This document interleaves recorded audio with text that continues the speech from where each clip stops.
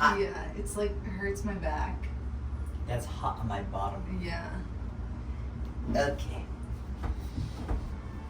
Welcome to Journal Club with Logan. She's going to be talking about her latest read. Logan, what'd you read? It's called Change Your Brain, Change Your Life by Dr. Daniel Amen, and he's a board-certified psychiatrist who does functional and integrative medicine. Okay. What'd you learn in this book about yourself, and what can we apply it for the patients? Yeah, so it's kind of a lengthy book. It's a little over 400 pages, but you really will learn a lot about your individual brain and patterns, at least if you're mild to moderately self-aware of your habits and your thoughts. But me personally, I kind of already know my patterns and the way I am, so it was helpful for me to identify maybe specifically why in my brain I am the way I am, or the patterns of why I do things the way I do them, and why I think the thoughts that I think. And in identifying your specific brain pattern, it can help you figure out ways to maybe correct things that are negative. And everybody's a little bit different. So, you have several components of your brain, right? You have your prefrontal cortex, you have your amygdala, your limbic system, your temporal lobes. There's tons going on in the brain. There can be overactivity or underactivity in different parts of the brain, which can make people feel a certain way, do certain things, have compulsions. And so it's really helpful to really go through and identify your patterns and figure out what may be going on in your brain and ways you can correct it. So yeah, I guess I can kind of go over, for me personally, at least this is what I have deduced from reading the book and my patterns is I think that I have a little bit of an overactivity in the anterior cingulate gyrus part of my brain, which is kind of in the deep middle part of your brain. It makes you a little bit prone to worry, maybe predict negative outcomes rather than, assume positive outcomes. So maybe catastrophize a little bit perfectionistic. He can attest to that. I have to have the house a certain way and almost compulsively need to clean. And I know everybody says that, but until you vacuum 3 and 4 times a day, it's not the same thing. But a lot of those patterns of perfectionism, getting stuck on thoughts, it's kind of like some days being on a rat wheel where the thoughts are going and going and going and you want to get off but you can't. And if you have overactivity in that area of the brain, it can make you feel that way, compulsively clean, be inflexible. You can attest to the fact that if plans change, it sends me over the edge. I can't handle it at all, which is not normal. You should be able to go with the flow and not be completely distraught if something changes last minute. Sure, it can be annoying, but it shouldn't be anything more than annoying. And so, for example, with my specific pattern, one thing that's important for me is making sure I have enough serotonin to calm that part of my brain.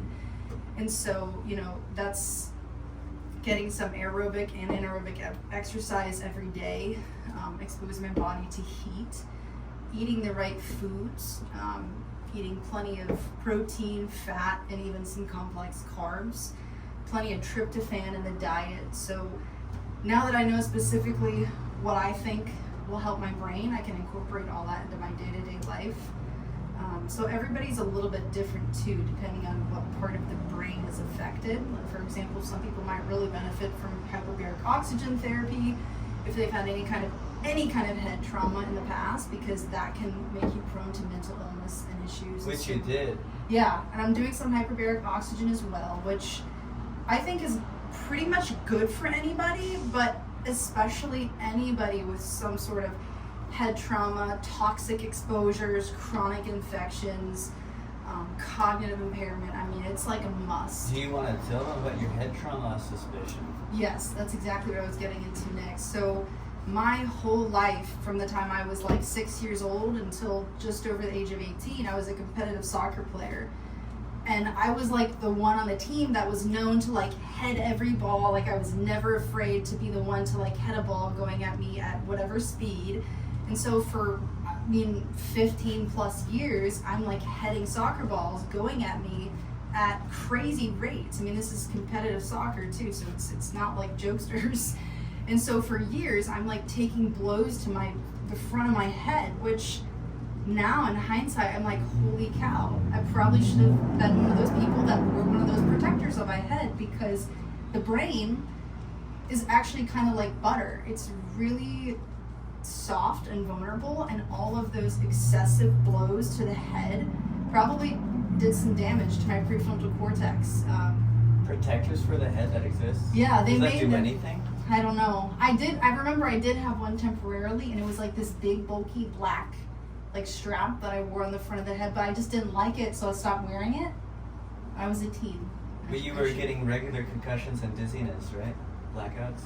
No, I wasn't getting blackouts, but there was a lot of times where, like, if I headed it hard enough, I would, like, see stars, and I would have to, like, you know, gather myself. There was probably a couple episodes where I hit it so hard that it hurt, and I would have to, like, come off the field, which is, like, not good. For a developing brain, especially. Yeah, it's really, really not good. Football, obviously, same thing. There's a lot of head trauma in football, but that's something that probably plays into chronic brain inflammation is head trauma, and we overlook that like crazy. One of the biggest things in integrative medicine that we have to remember is to ask people, have you ever had any head trauma? Were you a football player? Were you a soccer player? Did you ever fall out of a building? Did you ever lose consciousness? Because that's brain damage, and that's going to have lasting effects. Oh, yeah. And all the veterans have yeah. it. They've sustained concussion damage. Even if they weren't even near the blast, they will have gotten that concussive force damage. And it turns off things in their brains. I see routinely. They change. Their personalities change. Their hormones shut off too. You see it routinely in the veteran population. No testosterone left.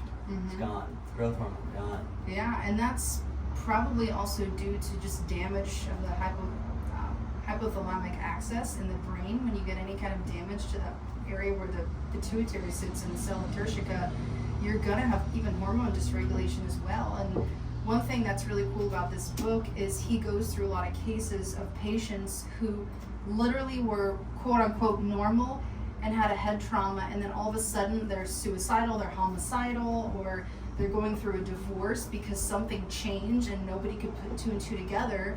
And then they find out, oh, Jack, when he was 18, was in a major accident and lost consciousness and hit his head. And ever since then, he's been violent, he's been oppositional. And so it's really amazing to get a perspective of like what's going on in the brain that's causing this. Like, it's not just the person's behavior, there's something causing and driving that behavior biologically. Like, yes, psychological factors for sure play into behavior and thought patterns, but biological things do too, and we really overlook a ton of different things. And the treatment is SSRIs, right? Yeah, typically, like we'll use my example with the anterior cingulate gyrus area of the brain. When it's hyperactive, it's usually due to, not always, but not enough serotonin to calm that area, which that's multifactorial in and of itself, because serotonin is produced in the gut and all this other stuff. But the treatment for that, first of all, we would never talk about brain anatomy with depression or anxiety. We would just treat people. Typically, we wouldn't usually scan their brain, but it would be an SSRI. And that's not always a great first line treatment. Sure, if somebody's really, really suffering and you're concerned, then by all means treat them. But there's other things you can do to boost serotonin without getting them on an SSRI, which also can have potential side effects. It increases suicidality and also messes with people's libido, which can further exacerbate mental illness. So there's a lot of other things you can do besides an SSRI. One thing is saffron, 5-HTP, exercise, heat, cognitive therapy, all those can be helpful besides an SSRI for low serotonin. And the traumatic brain injury itself, the hyperbaric chamber, can help with that. Yeah, absolutely, because you're saturating the blood with oxygen, and so that's going to help heal the brain. I mean, other things obviously are, you have to start with the basics. If you have a horrible diet and you have a toxic lifestyle, that kind of modality is only going to help so far. So you do kind of have to go all in and really change your whole lifestyle. But hyperbaric oxygen is going to help heal damaged brain. Omega-3 fatty acids are going to help heal the brain. Supplements that increase blood flow, like ginkgo biloba, anything that's going to cause vasodilation, sauna, is going to help heal the brain as well. So it's about dilating those blood vessels, getting nutrients where they need to be, and also hyperoxygenating the environment. And one thing I don't want to forget to talk about too is this psychiatrist is really set apart from other psychiatrists because what he does is he does SPECT scans of the brain. And it's so cool because anytime people have ailments, we do usually image it. Like you have knee pain, you get an x-ray. You have abdominal pain, we get a CT scan. You have chest pain, we get an EKG.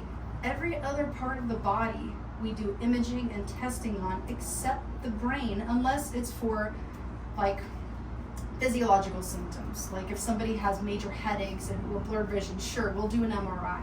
But when somebody has mental illness, we don't ever do any kind of testing or imaging for. We just throw medications at them. Yeah, that's true. Yeah, it's the only organ system we do that for. Everything else, we are so image happy to order this, order that, look at this, look at that. Yeah, I wonder why that is. Because I tried to order tests when I worked in psychiatry. I got in trouble for it. Yeah, you get slapped on the wrist for it because they just want you to do the standard SSRIs. Yeah. And again, there's nothing wrong with exploring those if other things don't work. But why don't we ever look at the blood flow and the function of the brain? And that really opened my eyes so much. So basically what a SPECT scan does is it looks at the architecture of the brain, the blood flow of the brain.